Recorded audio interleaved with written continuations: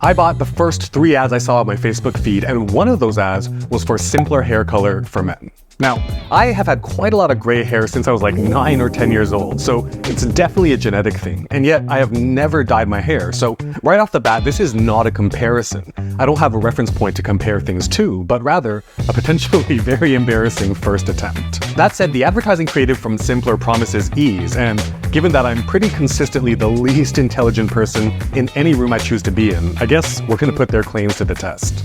I'm not much of an instruction reader, but quickly showing you the unboxing. I'm happy that I did read their succinct instruction manual because, again, as someone who has never dyed their hair before, I probably would have skipped this one step here, which is to first perform a skin sensitivity test a few days before dyeing. So let's check it out. Get a small amount, and they say about the size of a dime, of the mixture of both of their creams onto the brush and place it as inconspicuously as possible behind the ear. It then says to keep it dry after it's been mixed in for at least 30 minutes before washing it off, and then leave it on for 48 hours at minimum to ensure that there's no allergic reaction.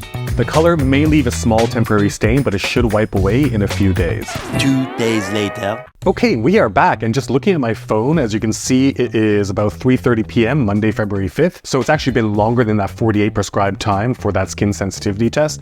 And as you can see, it was over here, and I didn't grow a third arm, so we should be good to go. I'm actually just gonna start the timer now, right before I actually put on the reusable gloves and apply that stain guard, just so you'll have a very clear idea of the end-to-end time. So here we go. I'm gonna press start right here on the timer. Now, this stain guard, just kind of looking at it right over here, we can see the ingredients is just petroleum jelly, so Vaseline, right? So you can just use Vaseline instead, but the general recommendation here is to just apply it to anywhere where the hairline meets the skin, and that way if you accidentally brush the dye on to those areas, it won't actually take and it won't stain the skin. I'm gonna do the quick kind of, before. So looking at the camera right now, you can see that I have some kind of, more salt and pepper up top, but where there's a lot of more aggressive grays are just the sides of my head over here. My thought is basically to use this shorter bristled one for the sides and for the longer bristled ones for the top. It doesn't say to shake the can or anything, it's just to firmly press it down. It seems like a lot more of the white cream came out than the colored cream, so I guess we'll just figure that out. So just kicking things off, I'll just lift up, and it says to just kind of dab and brush in. But the aim here is just to get it to a point where everything's both foams are mixed in together really well. Get my beard down here as well. It doesn't smell bad. There's almost no smell, if anything, kind of like unscented soap almost. Just in case that was something of concern to you or something that you would think about. And then I'm gonna go for the top now. So, same type of deal. I'm gonna see if I can get a more even squeeze. Yeah, that definitely felt a lot more even in terms of getting both creams about the same quantity. And I guess it's just to start brushing it into the top of my head. It says we recommend a 20-minute leave-in time. You can adjust this to go lighter, less time, or darker, more time. Those with resistant grays may need to leave on for 30 to 35 minutes, and that's what I'm going to do, just based on, how much grays I had, especially on the sides.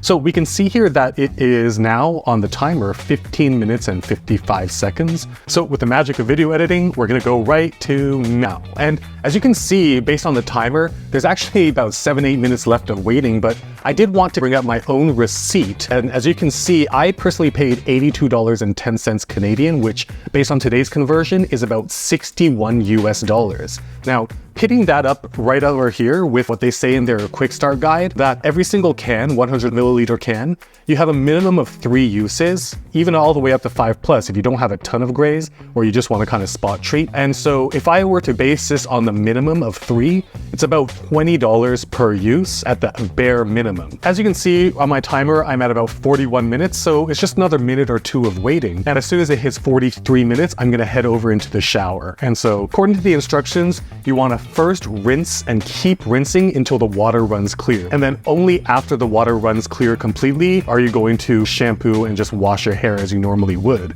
Their recommendation, as I'm sure all hair dye recommendations, is to use a shampoo that's designed to protect hair color. I don't have that, so I think this is going to be a decent test as well, to just use my regular Head and Shoulders and just see what kind of results are yielded after the showers. All right, I am back. My hair is now officially dry. Editor Maurice here. I'm just about to check out of my hotel, but looking at the calendar, it is now February 11th, which means it's just about a week after I did the initial hair dyeing. And looking at the footage as I was editing this video, I noticed that the key light in my Airbnb in Taipei was super bright, and so the results weren't really indicative in natural light. So here I am in natural light, window right over here. So I'll just look to the left and look to the right, just so you can get a pretty good gauge about the actual results a full week after I finish dyeing my hair. A few tips that I do have now that I've done it the first time that I'm going to look out for next time. Tip number one is to really take my time to brush it in, especially to the top, because I do have quite a lot of hair, and kind of like looking down now, you can see that I missed quite a lot of spots, and that was just me really focusing more on the sides where I have a lot more grays without really realizing that there's a lot of hidden grays underneath the top. So I just would have either put a little bit more of the actual double cream solution or just spent a lot more time to really just comb and mix everything in onto the top of my hair.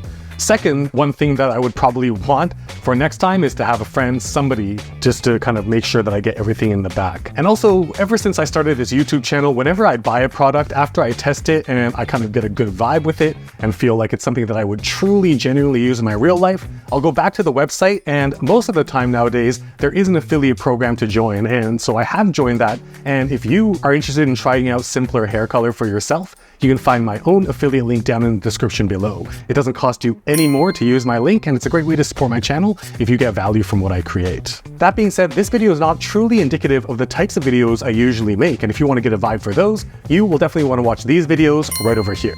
I'll leave them on screen for a few seconds so you can choose which one to watch next, but while you're deciding, consider liking, subscribing, and hitting that bell so you'll be notified the moment new videos drop.